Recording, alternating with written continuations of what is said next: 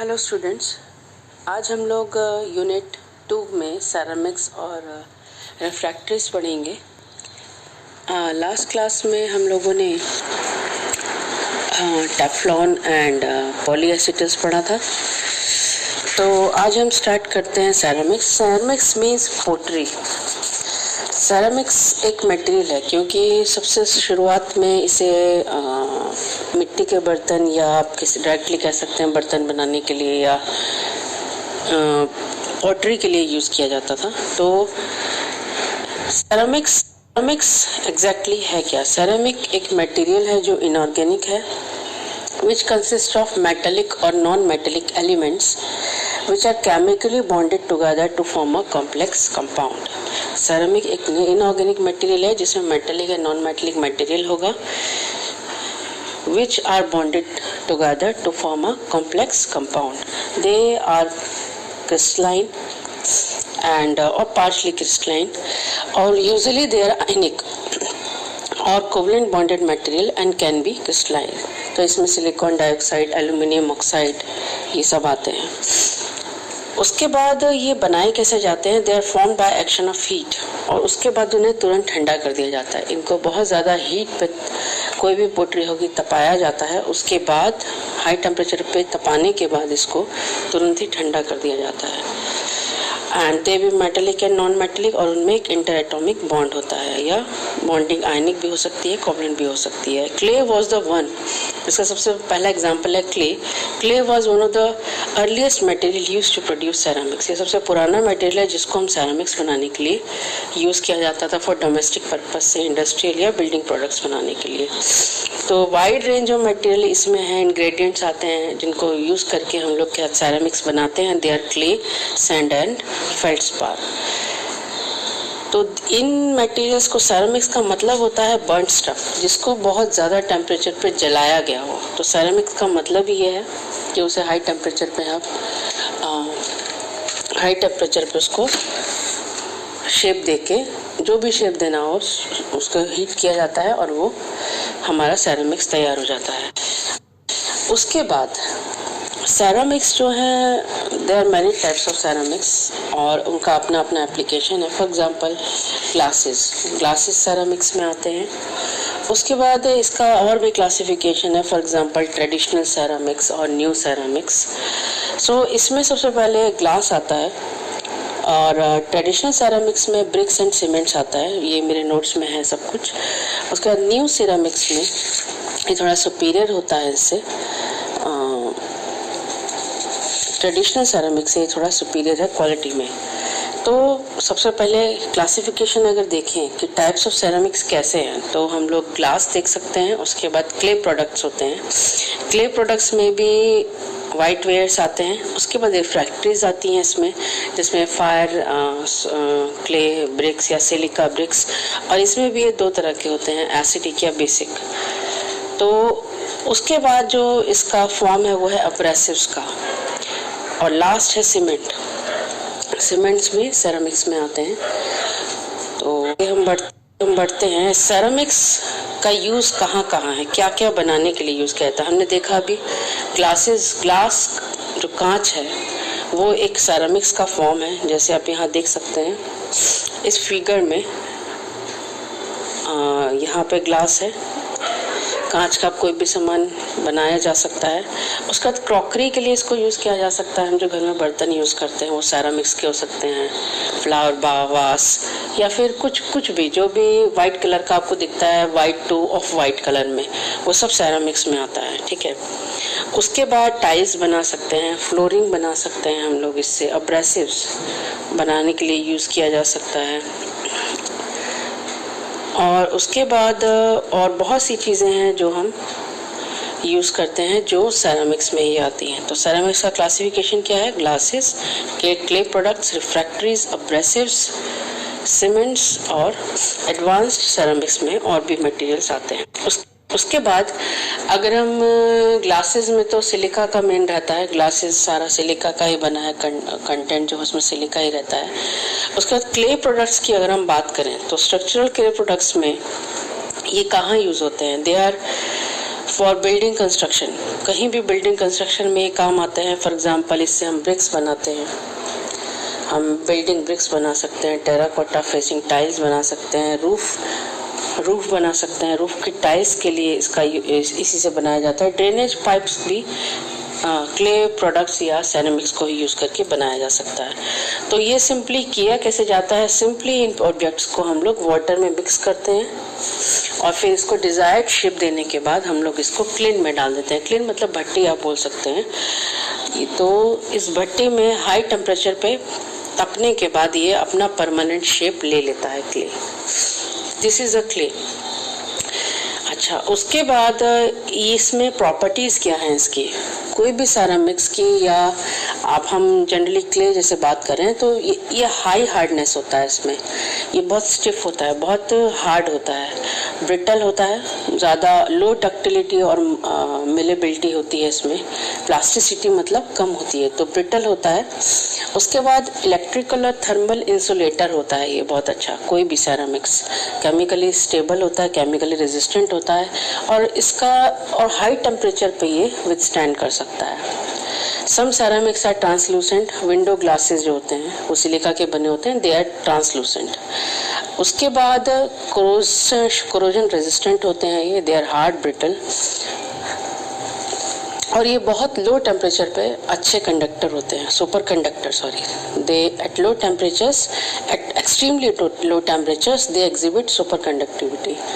तो इसीलिए और हाई टेम्परेचर रेजिस्टेंट होते हैं, इसलिए इन्हें फर्नेस लाइनिंग्स के लिए भी यूज किया जा सकता है। तो बहुत सारी प्रॉपर्टीज हैं सेरामिक्स की जिसकी वजह से इसका इतना ब्रॉड यूजेस हैं इसके। तो ये लोड बेयरिंग स्ट्रेंथ है इसमें, रेजिस्टेंस टू केमिकल अटैक है, रेजिस्टेंस टू कोरोजन है और हाई टेम्परेचर पे विथस्टैंड कर सकता है और ये डेकोरेटिव फिनिश भी देता है। तो इसीलिए ये कुछ प्रॉपर्टीज प्रोडक्ट्स की। उसके बाद white wares, any of the broad class of ceramic products that are white to off white. अभी मैंने बताया जो भी वाइट टू ऑफ वाइट जितने भी सेरेमिक्स प्रोडक्ट्स हैं वो वाइट वेयर्स में आते हैं और वो सेरेमिक्स का ही टाइप है। And some of them have glassy, और उनके अंदर थोड़ा ग्लासी कंपोनेंट, मतलब ग्लासी कंपोनेंट थोड़ा चमक होती है। तो ये कहाँ कहाँ यूज किए जा सकते हैं, जैसे fine china dinner ware, crockery में, फ्लोर और वॉल टाइल्स बनाने के लिए, सैनिटरी वेयर बाथरूम में पॉट वगैरह, सिंक वगैरह, ये सब है जो वाइट ऑफ वाइट कलर में, ये सब इसी में आता है। डेंटल इम्प्लांट्स के लिए इस मटेरियल का यूज किया जा सकता है। Electrical porcelain, spark plug insulators में इसी का बना होता है और डेकोरेटिव सेरेमिक्स या कहीं भी टाइल्स वगैरह बनाने के लिए इसका यूज किया जा सकता है। उसके बाद इसकी भी वही सब प्रॉपर्टीज हैं कि कंडक्टिविटी लो होती है, इलेक्ट्रिकल या थर्मल, केमिकली इनर्ट होते हैं और कॉम्प्लेक्स शेप बनाते हैं। जब इनको हम शेप देके क्लिन में भट्टी में डाल के गर्म करते हैं तो एक डेफिनेट शेप में ये रहते हैं, जो भी शेप हम इन्हें देना चाहें वो अटेन कर लेते हैं एट हाई टेम्परेचर। उसके बाद वही है कि इसको भी ऐसे ही बनाया जाता है। जो भी मिक्सचर का हमें व्हाइट वेयर बनाना है उसे मिक्स करेंगे सिंपली और उसको शेप देने के बाद उसको फायरिंग प्रोसेस करेंगे। फायरिंग प्रोसेस मतलब कि हम उसे हाई टेम्परेचर पे हीट करेंगे और वो अपना शेप गेन कर लेगा। उसके बाद हम आते हैं रिफ्रैक्टरीज पे। तो रिफ्रैक्टरीज की अगर हम बात करें तो रिफ्रैक्टरीज क्या है, फॉर एग्जांपल हम एग्जांपल से शुरू करते हैं। जैसे फायर क्ले ब्रिक्स हैं, सिलिका ब्रिक्स हैं, ये सब रिफ्रैक्टरीज में आता है। रिफ्रैक्टरीज फायर ब्रिक्स यूज किए जाते हैं फर्नेस या ओवंस की लाइनिंग बनाने में, जहाँ पर फॉर एग्जांपल हम किसी एलिमेंट का एक्सट्रैक्शन करते हैं, फॉर एग्जांपल आयरन का, तो वहाँ पे हम रिफ्रैक्टरीज का यूज करेंगे। उसके जो आयरन एक्सट्रैक्शन के लिए हम स्मेल्टिंग करते वक्त जो फर्नेस यूज करते हैं उसकी लाइनिंग हम इससे बना सकते हैं। इसमें रिफ्रैक्टरीज में सिलिकॉन और एल्यूमिनियम का कंटेंट बहुत ज़्यादा होता है। रिफ्रैक्टरीज में सिलिकॉन और एल्यूमिनियम का कंटेंट बहुत ज़्यादा होता है। उसके बाद जो ब्रिक्स इस मटेरियल की बनी होती हैं, फायर क्ले की या हम रिफ्रैक्टरीज की बात करें, they are used in manufacturing plant for iron and steel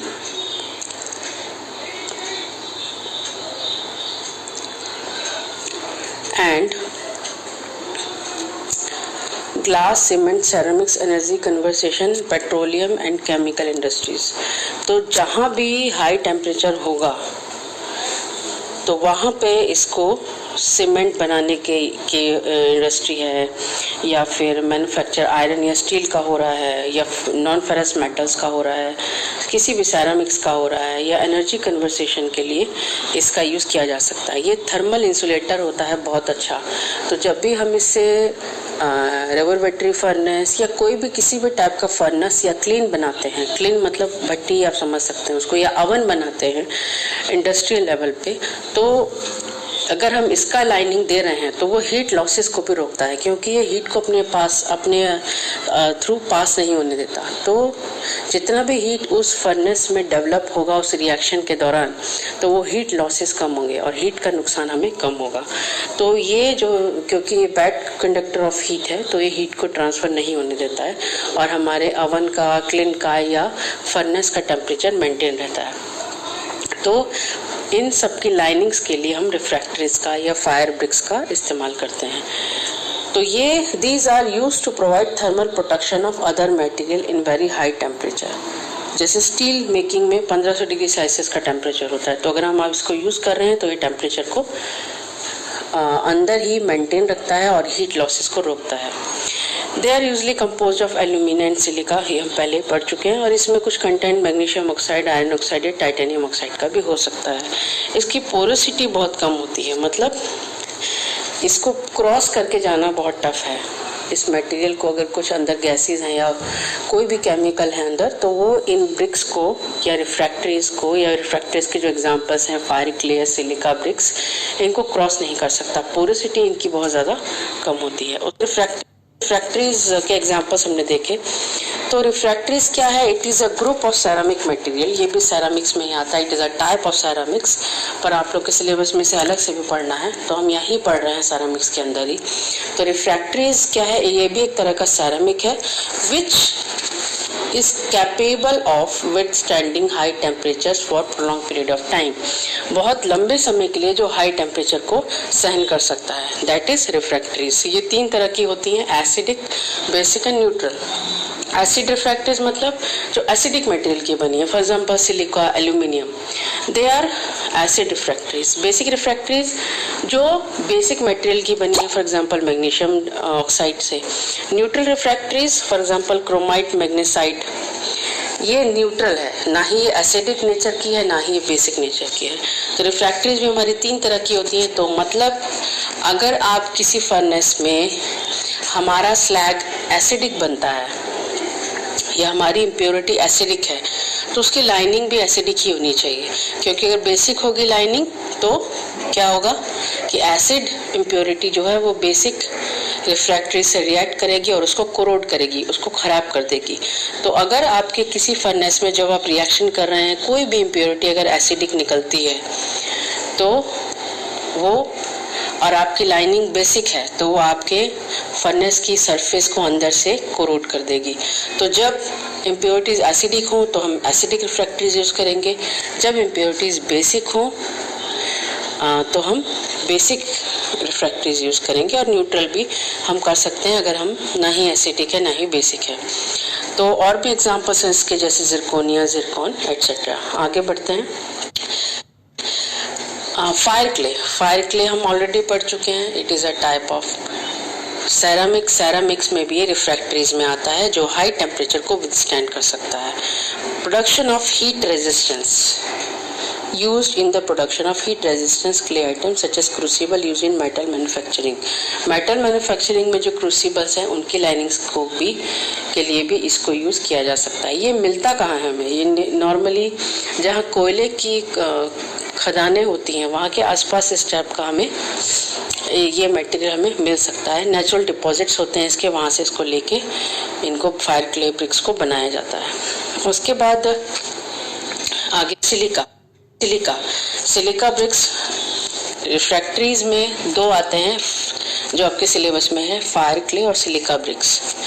तो सिलिका ब्रिक्स में हम लोग सिलिका ब्रिक्स में क्या होता है कि 98% जो है वो हमारा 93% हमारा सिलिका रहता है और 3 to 5% हमारा लाइम रहता है। They are chemically bonded.